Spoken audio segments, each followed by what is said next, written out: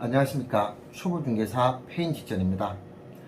자, 오늘은 재건축에 대해서 이야기를 해볼까 합니다. 재건축은 재개발과 거의 비슷한데요. 차이점이 있다면 처음 시작하는 단계가 재건축의 경우는 주민들이 어느 정도 뜻을 모아서 안전진단을 처음에 신청한다는 것이고, 재개발은 시에서 구역을 지정을 해서 정비구역으로 지정이 되면 그 다음 조합 설립을 위한 단계가 진행이 됩니다.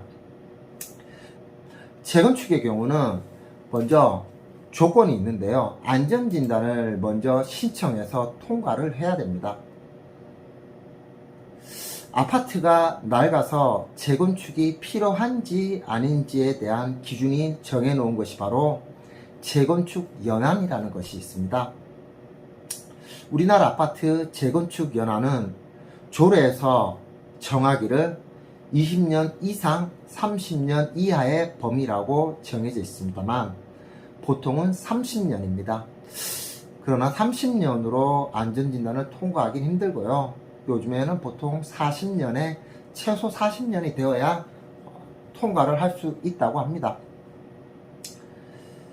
아파트 연한의 범위를 충족했다면 재건축 예정구역에서 재건축 구역으로 지정되기 위한 그 다음 단계가 바로 안전진단인데요.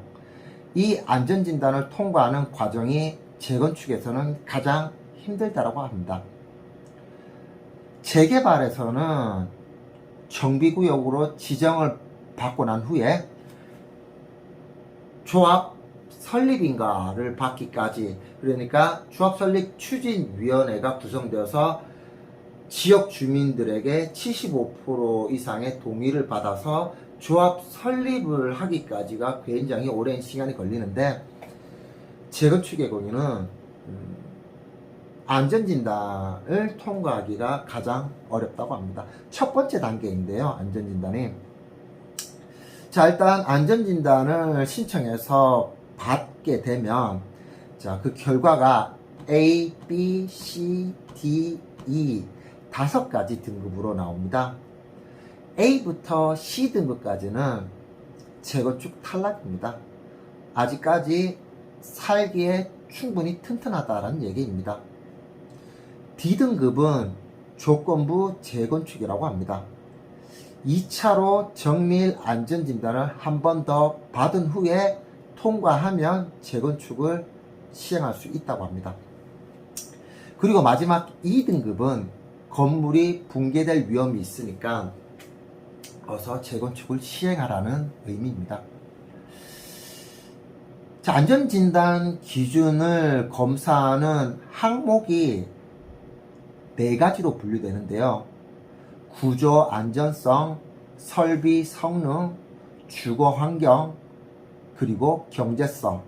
자, 이렇게 4가지 항목이 있습니다만, 자, 이 4가지 항목을 100%로 정하였을 경우 구조 안정성에 50%의 가중치를 더하고 나머지 3개 항목에 50% 가중치를 둔다고 합니다.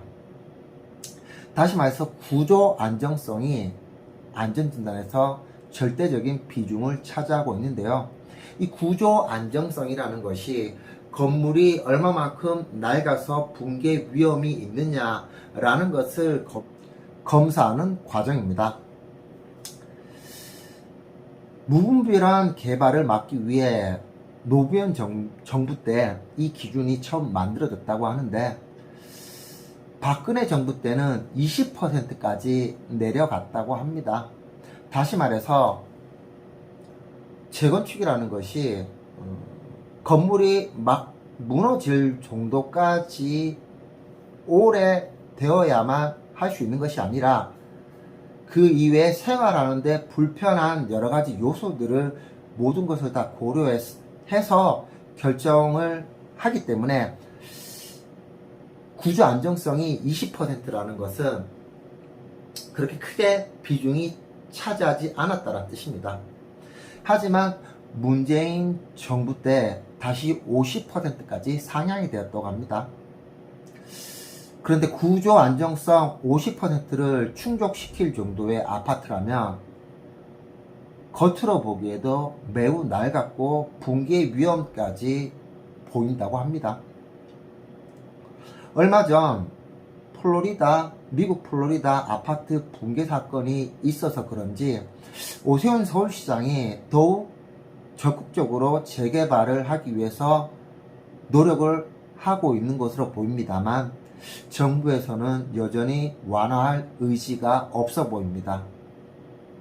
다시 말해서 웬만하면 그냥 고쳐서 계속 살라고 하는 것입니다. 자, 오늘은 안전진단에 대해서 집중적으로 얘기를 해보았고요.